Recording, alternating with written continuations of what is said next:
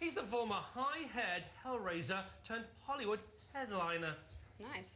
Some people think he's cracked, but is he a good egg or bad egg? Let's find out. Russell Brand's here.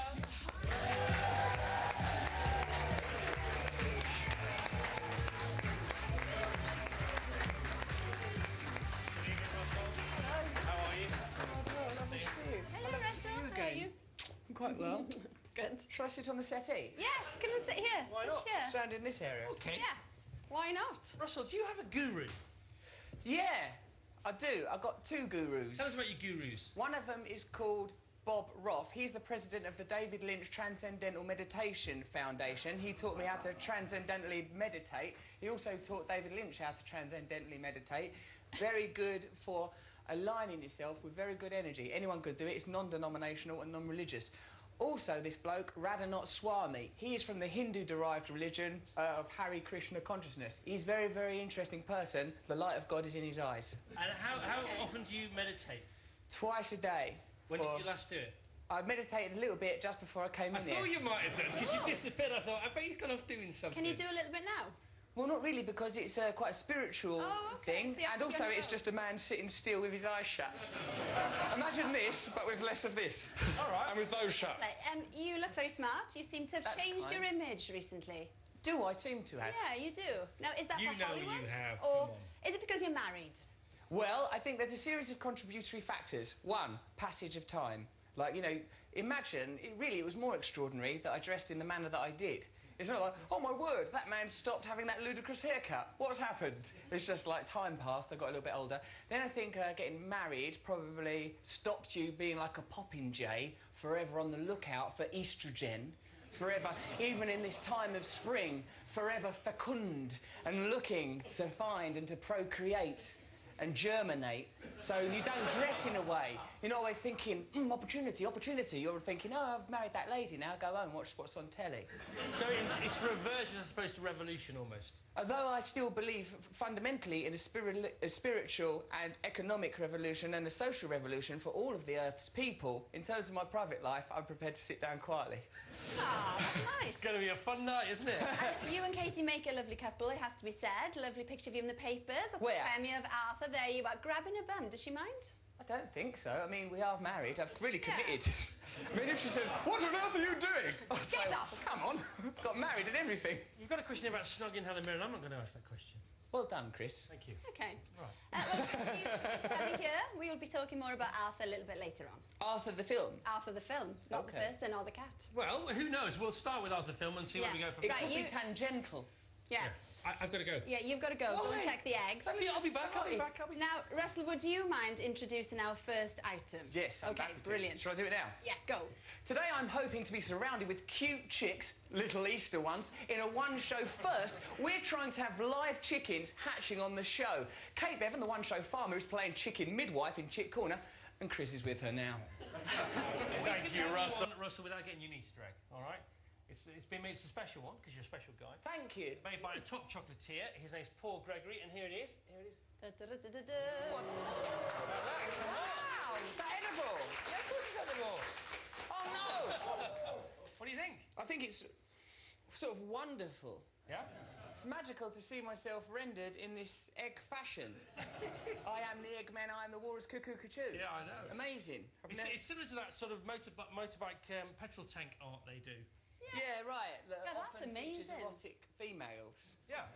I like it. I like my glistening skin in it. I mean, and it's also nice that they've preserved my natural jawline, that they've not made the egg-shaped part of my face Yeah. to make me more Russell Grant than Russell Brand. Now, do you live in America or do you live in England? If somebody says, where do you live, where would it be? Well, I sort of stay in Los Angeles a lot because of my wife and because of work. Where do you live? All right, well, it's like an interrogation. I've been arrested a lot of times. I'm on the back foot, Chris. For the benefit of the tape, Mr. Brand is laughing. I've I suppose, Los Angeles currently, but like I feel reluctant to say that because more than ever I feel English, more than ever I feel proud to be British. Like I'm a person that could have like mixed ideas about something like a royal wedding because I think about hierarchical structure and celebration of aristocracy and power and the subjugation of people. But when I come over here and I see like all them Union Jacks in Pall Mall, I'm like, yes, go on!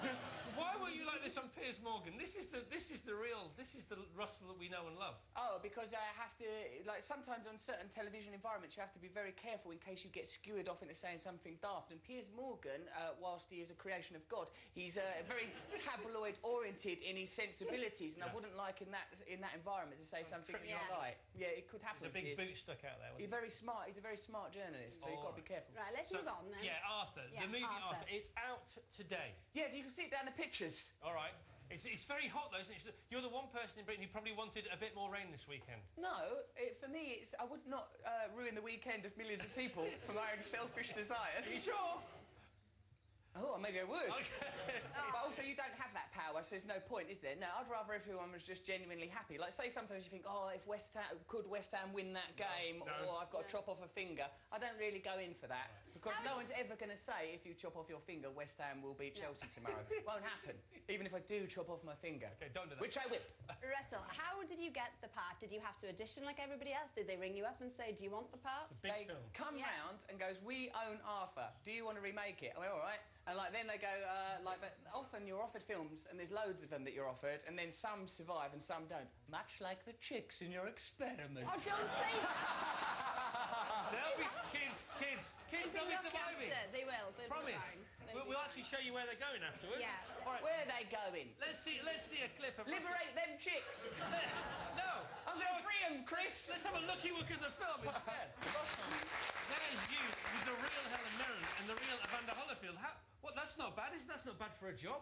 It's an extraordinary position to be in, but it happens in tiny, tiny moments. So it's not like you're suddenly dragged out of Grey's Comprehensive and slung in a boxing ring with Evander Holyfield and Helen Mirren. You've got years to prepare for it happening. Surely you never thought that would happen. No, it would have been impossible to anticipate. Even this, like if someone said, do you realise you'll be on a sofa with Chris Evans and Alex with a depiction of yourself on a chocolate egg opposite Angela Rippon, I'd have gone, yes, but that was because I took a lot of acid. All right. Right, okay.